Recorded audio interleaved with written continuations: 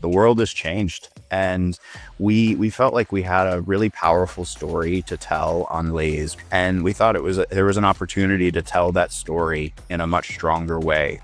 You need to know your why, not just it's been a while since I've made a change or my business is struggling. Like you need to have a reason why you would make such an investment in changing your visual identity system. It is the tool that you will use to express everything about your brand.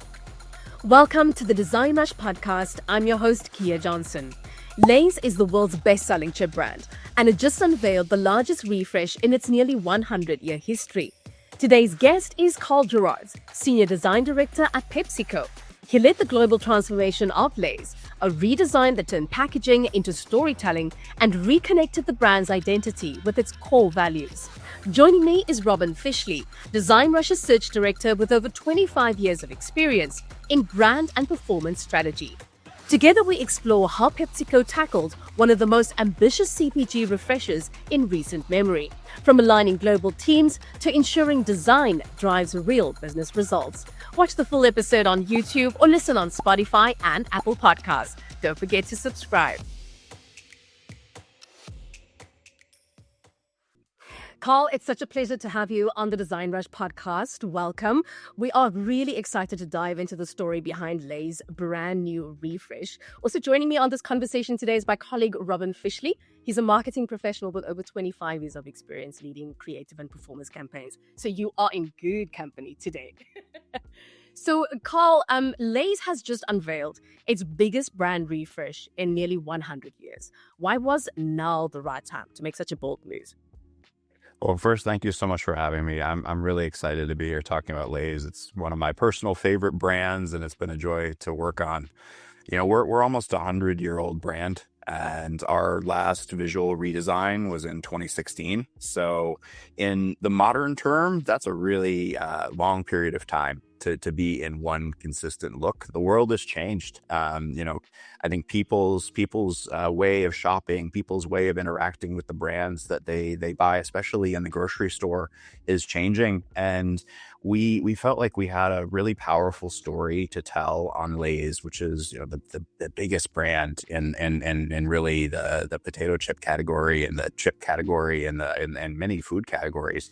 We've been rooted in real potatoes for our entire history, and people had kind of forgotten that fact a little bit. They know our chip, they know the iconic brands, they know the joy we bring, they know our Super Bowl commercials, but they had, maybe forgotten a little bit where we came from. And we thought there was an opportunity to tell that story in a much stronger way. So we retooled the visual identity system to be able to tell our story in an authentic way. What I do love about Lay's is, it's been here with us, like you said, for so long, since the 1930s. And it has just got this feel of heritage and culture, like deeply rooted within the brand itself, which I think is absolutely amazing. So in terms of what you are aiming to communicate to consumers, that pretty much hits the nail on the head. But obviously a redesign at the scale is massive. What I would love for you to do is, can you actually take us inside like the design process? What were the biggest breakthroughs or like the turning points that you had along the way? Yeah, so it's a fantastic experience to come into a brand like this that does have this history and get a chance to shape its next generation. You research a lot. You learn about the past. You learn about the brand around the world and how people have experienced it. You interact with teams that have been working on it for a long time and get under the skin of what it is. You talk with the people who love the brand and learn about what made them love it in the first place. And we found so many incredible things through this process. This was something we did as the PepsiCo Design Center. It's our design function within PepsiCo. We have over 300 designers around the world. And, we partner globally and locally to understand the brand relevance. We start really with a 360 process, right? We have these ideas that we prototype that, okay, what if the brand told the story in this way? What if the visual identity came to life in this way? Would that be meaningful for the people that love this brand? We try a lot of things on very rapidly. And, we do a rapid prototype process where we're trying them on, we're showing them around, we're getting internal, feedback. We're showing them to real people that love the brand and understand what they love about it. And I think, starting a big thing like this, you take it on in full, and then you break it down into its pieces, and you kind of give it a flow. And that's really, how we handled it is big to small, start 360 and work your way down. I just wonder how you manage so many stakeholders in an organization the size of PepsiCo. There must be a lot of people with something to add and something to say. How do you manage all of those people and all of those different opinions and stakeholders? So I think this is one of the areas where I, as a leader, have grown a lot the last 5 years, let's say. I previously led the last redesign for Pepsi, and then now the redesign for Lay's, and both of those come with a lot of passion from our stakeholders, from our fans in the world, and they all have a point of view on what the brand should do, what the brand should say, how the brand should look. It's really important to listen to everyone and understand what makes it special for them.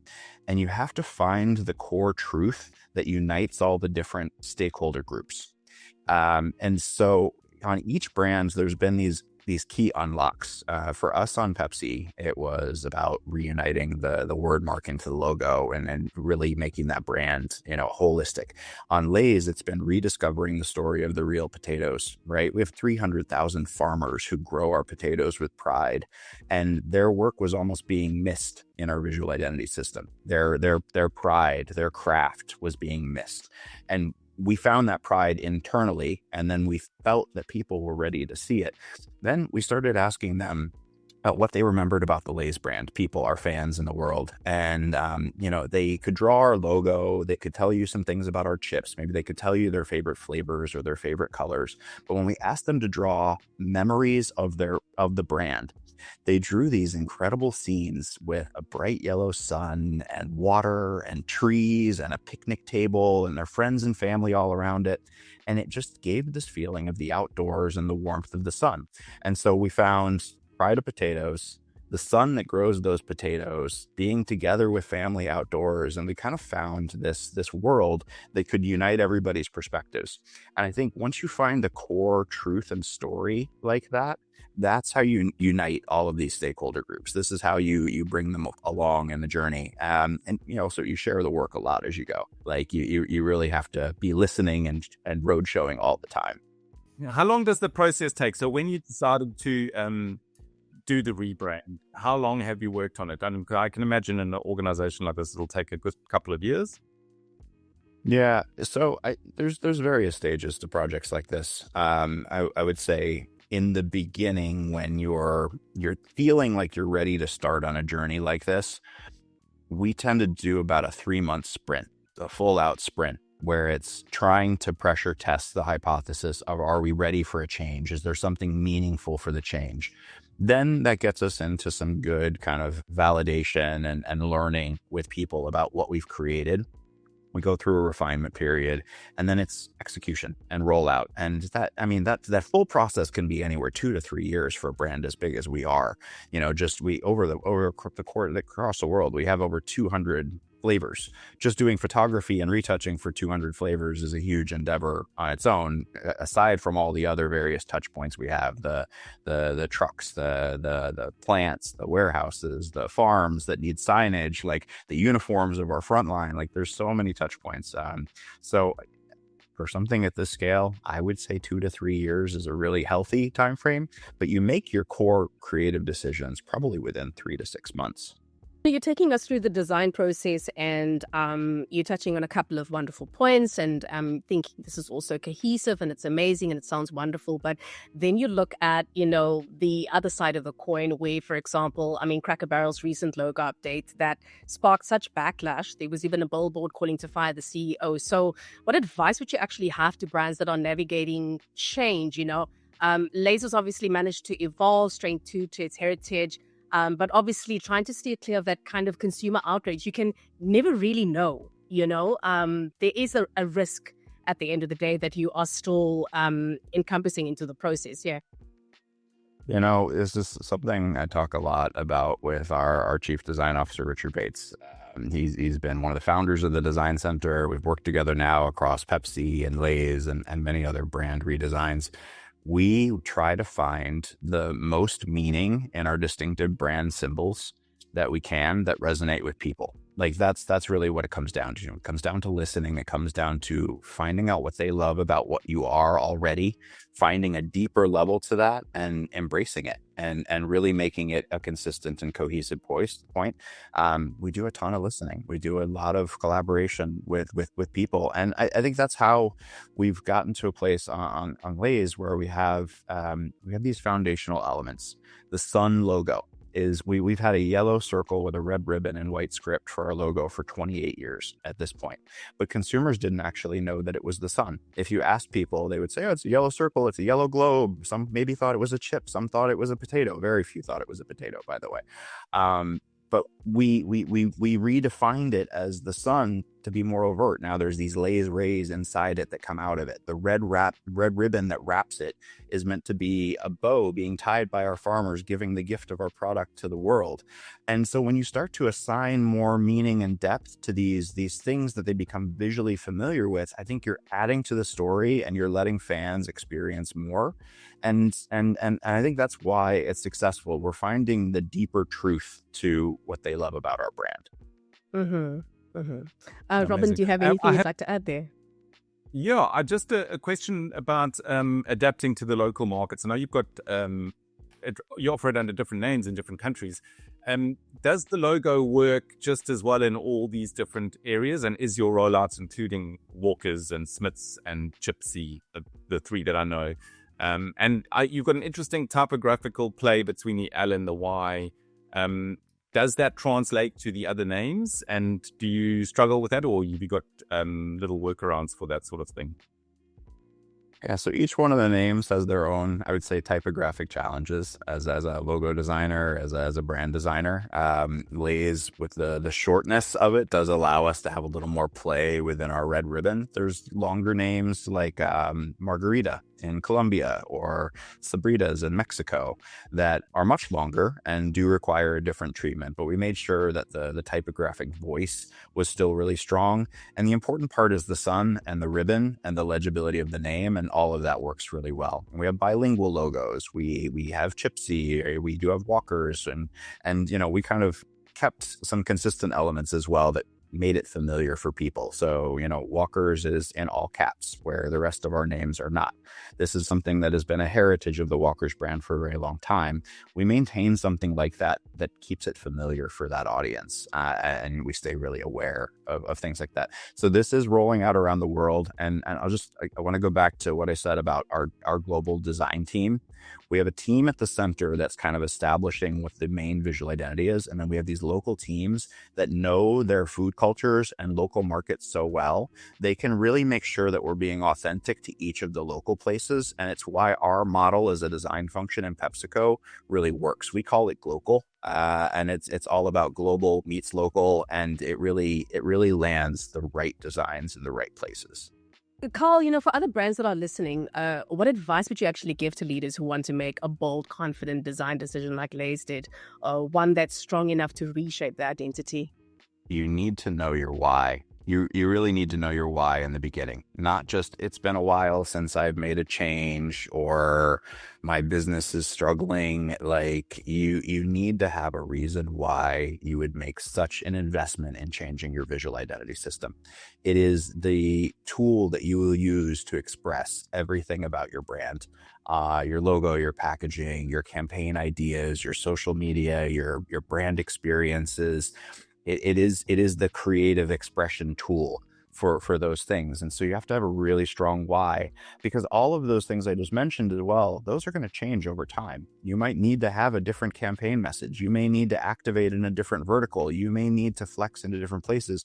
So have a really, really good reason why. And I will also say resilience is needed to do one of these things because of the length of time that they take to implement in the world. You have to be really sure of why you're doing it, because you can lose the faith over the process. You can go, is this really worth the investment? Is this really worth the work? There's going to be some places I call the messy middle, where you're in transition and everything kind of feels like, how is it ever going to connect? And then you get past it. So you have to be brave, and you have to be resilient, and you have to really know your why. That would be my best advice to anyone trying to make a big, bold change. Yeah, you're talking about being brave and resilient, but when you're going through the process, how do you know, like, this is the moment where that is it, we're now shutting the doors and this is the decision that we've come to? I think you look at it's a mix. You need your gut. You need reactions of people who really love the brand inherently and an authentic feeling of joy from them with the change.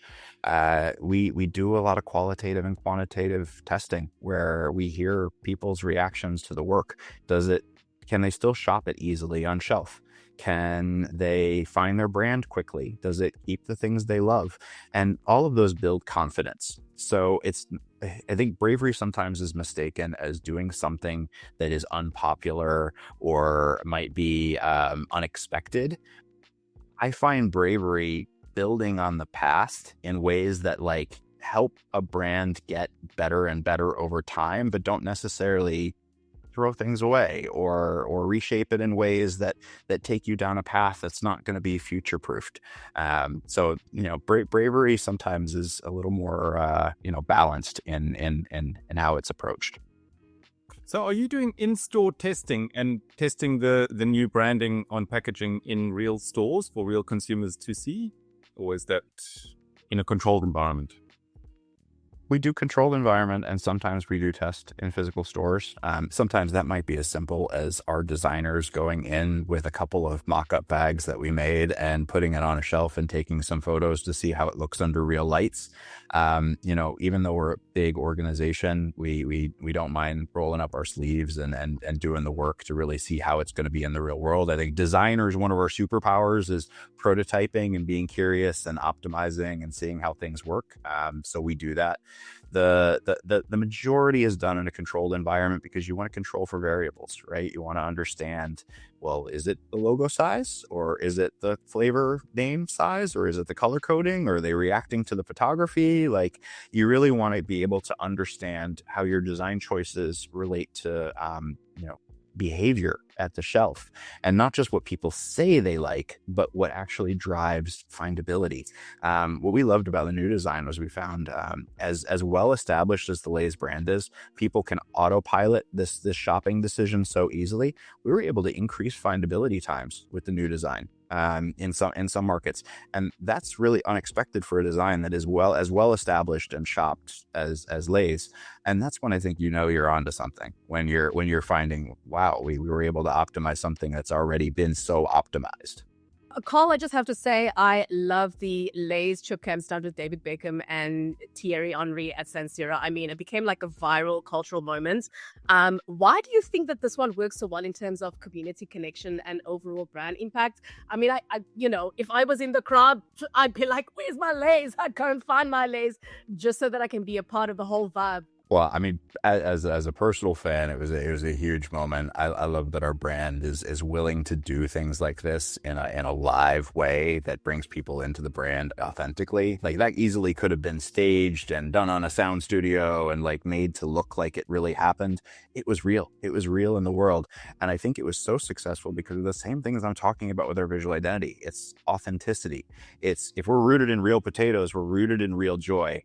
And that real joy is being surprised in a live moment with some, celebrity athletes that are really incredible in an unexpected way.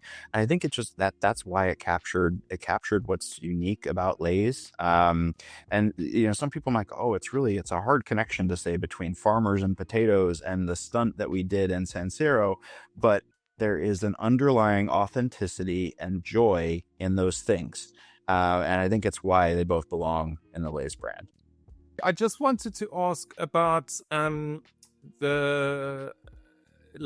rollout. When will we expect to see this packaging in store, and is it going to roll out globally at the same time, or have you got a phased approach in different regions? Yeah, so we're starting as of now. It's actually starting to show up in some places in Europe and in US.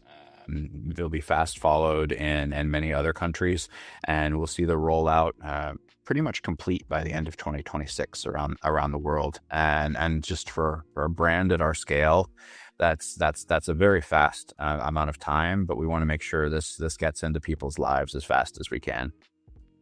Yeah, I saw on social media 2 months ago, there was a post on Reddit where someone spotted the design on a shelf and they were saying, has Lay's done a redesign?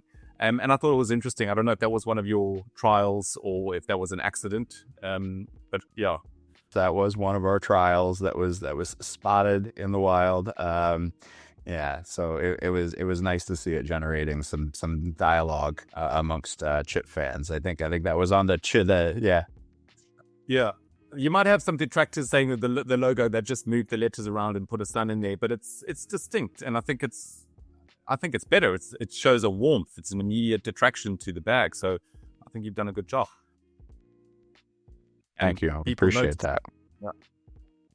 And also, as I noticed, the Y is uncurling. I had a look at the history of the brand. So that over the last few generations, the Y got more curly, and now you're starting to uncurl. I think people are very familiar with the way the Lay's logo looks, but we did want to modernize it a bit and make it a bit more approachable. So that open descender on the Y is a little bit of a smile now. The loop that we had before felt almost a little too fancy for us. Especially when we're telling this real potato story and trying to be a little bit more about authentic joy, it felt maybe a little too buttoned up for us. So little things like that. Even the way that we have now the terminals at the end of the letters kind of have a little thick to thin flick to them. Those little details are like the way that you peel a potato. Because there's a taper to the peels. And then that created the red ribbon, which then created our custom typeface. So just there's a lot of layers of connection in every detail of this visual identity system. So I'm really glad you picked up on that one. What do you hope that this refresh will actually achieve for Lay's in the long run? And then also, what excites you most about the future of the brand's design journey? Yeah. So when you sit in the seat that I sit, you get this amazing opportunity to reshape the next generation of some of the biggest brands on the planet, some of the biggest brands in PepsiCo's portfolio. And I had the honor to do it on Pepsi. I had the honor to do it on Lay's now. I'm always a hopeful father when these things come out, hoping that, it has great success in the world, that it helps grow the brand, that it helps people connect with our products and what we stand for in a more meaningful way. I think as we kind of track it over time, we want to see how people are reacting to it. We want to see them saying that it's more connected to the potato, that it makes them feel better about where their food is coming from, that, they feel better about having it with their family. And I think those are all really, really good things. And if it can help our brand get to more places and more people and connect with them, like that's success. That's success. And I hope that it creates a really rich creative expression tool for future campaigns, for future culinary, activations where the brand can kind of grow over time into new spaces. And I hope it's really an accelerant for that. Amazing. Carl, thank you so much for joining us on the DesignRush Podcast. It's been an absolute pleasure. I loved hearing how the design, the storytelling, and the heritage have actually come together to shape the future of Lay's. And thank you so much for your time. Really appreciate your insights today. Wishing you and the team success for the years ahead and looking forward to seeing what that future is going to be holding. Thanks very much, Carl. That was very enlightening. I look forward to seeing the rebranded packaging on shelves soon. And I'll definitely try some of the flavors. Are there any new flavors coming out with the new launch, or just same old? There's always new flavors. Keep your eye out, and especially around the world, there's a wide range to be sampled. Thank you so much for having me. It was great talking to you about this. Obviously, we're excited about it, and we'll see you next time. Thank you. Bye. Thank you very much, Colin. All right, bye. Curious about what top brands look for when choosing an agency? Tune into our latest episodes where we reveal the decision-making secrets of leading brands. Subscribe to the DesignRush Podcast and stay ahead of the competition.